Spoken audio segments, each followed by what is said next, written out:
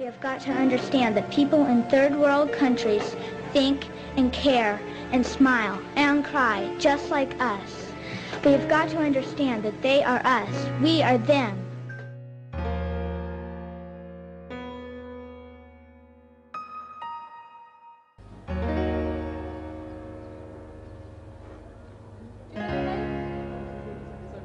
My name is Rachel Corey.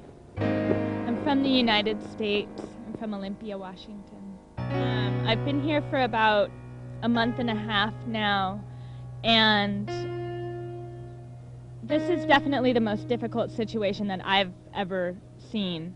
In the time that I've been here, children have been shot and killed. On the 30th of January, the Israeli military bulldozed the two largest water wells, destroying over half of Rafah's water supply. Every few days, if not every day, houses are demolished here.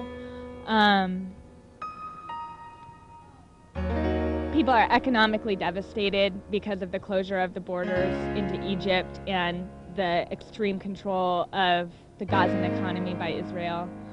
I saw it. I came to look at the aftermath of a place where 25 greenhouses had been demolished on the other side of Rafah, destroying the livelihoods of about 300 people. And that had taken place while they rounded up about 150 men, held them under a sniper tower and shot around them to contain the men, the farmers in the area. So I feel like what I'm witnessing here is a very systematic destruction of people's ability to survive. And that is incredibly horrifying. It's incredibly horrifying.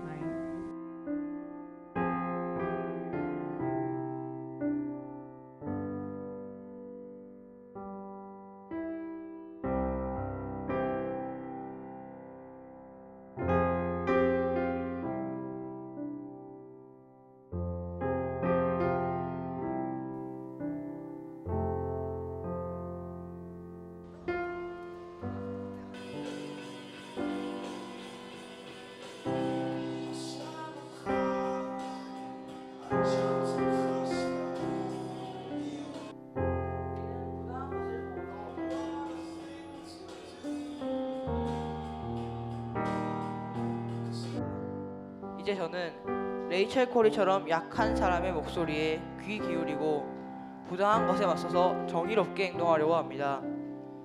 코리가 꿈꿨던 세계, 굶어 죽어가는 사람들이 먹을 것을 요구할 수 있고 정의를 외치는 사람들이 불도저와 총격에 위협받지 않으며 이토록 의료기술이 발달한 사회에서 감기도 치료하지 못한 채 죽어가는 사람이 없는 세상, 경쟁으로 서로에게 상처 주지 않고 인간다운 삶을 가능하게 하는 교육을 받을 수 있는 세상.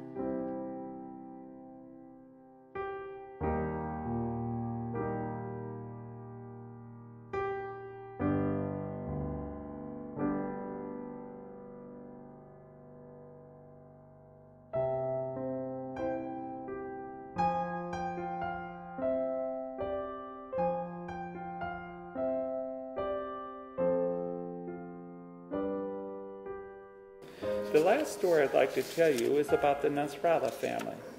This is the family that were behind the garden wall that Rachel stood in front of when she was killed. Abba Karim lived with his wife and 3 children downstairs, and his brother Khalid lived with his wife and 2 young daughters upstairs. Their house was the last one standing on the border between Rafah and Egypt. The Israeli army had destroyed all the rest of the houses as they took row and row to widen their buffer zone along the Gaza-Egypt border.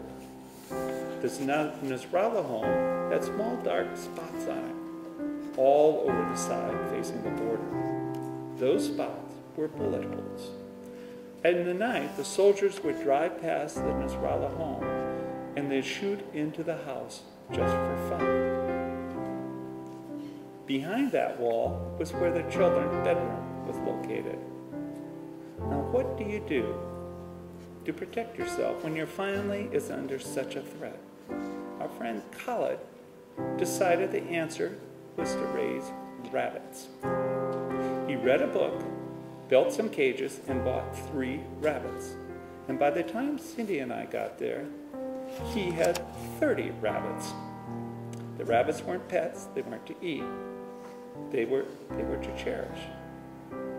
Every day, the family, children and adults, had to care for those rabbits. They had to feed them, they had to brush them, they had to check for mites. You see, what Khalid felt the family needed to survive was not a way to fight back, not a thicker wall to stop the bullets, but something warm and furry to love.